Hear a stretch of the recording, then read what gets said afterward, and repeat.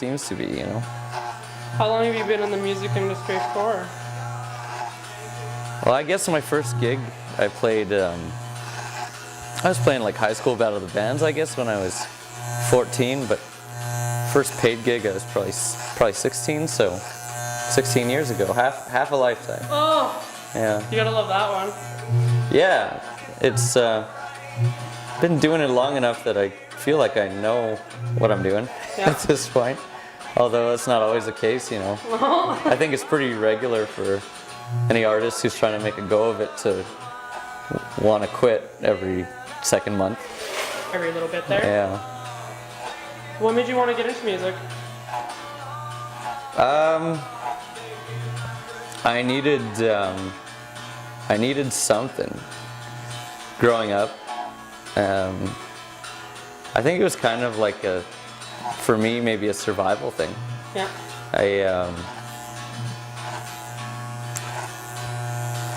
I don't know, I just didn't, I guess I didn't really feel myself until I started playing music, and then I just couldn't not be myself anymore, so I had to kind of keep doing it or whatever.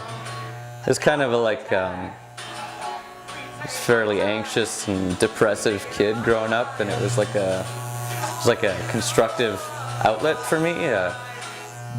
Friends around me getting involved in some shady stuff was like, music was kind of One of those things. yeah, just a really productive thing for me to do. Are you self-taught guitar, or? I took guitar. My dad is he's a great dad, and he bought me my first guitar out of, back in those days, before the Kijiji, Yeah. there was the Bargain Finder. It was a little print public, I don't know if they do it anymore. It was a Or little, like the trading post on like the radio. right. And you pick-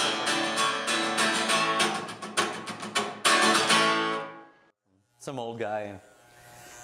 And then my dad enrolled me in lessons, so I learned some stuff from some guys at Total Music Center on the east side of Calgary. Yeah. Shout out.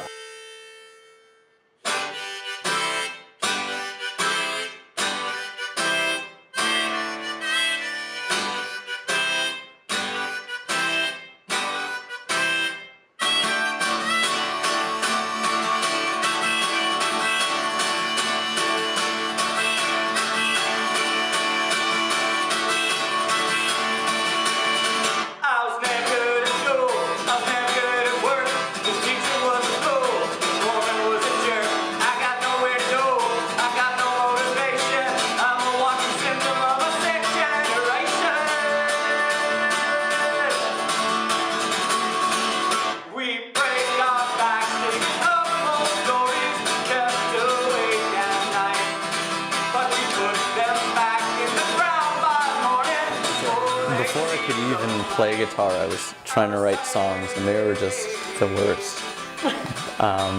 But like as a songwriter who also plays and sings, like you can do it by yourself. So figured why not, and it affords me really unique opportunities, especially to get out of like a comfort zone. So when you're playing with a group of, in my case, guys that I know really well and we're good friends, then there's a real comfort zone that comes with that, right?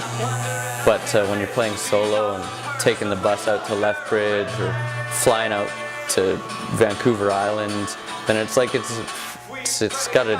like a self-sustaining thing. You got to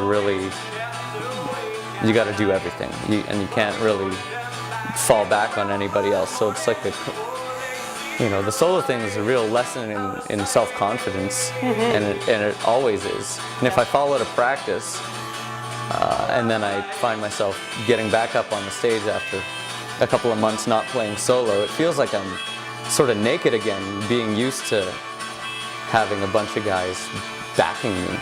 Yeah, And yeah, if you like kind of screw up, right? Yeah, it's all on you.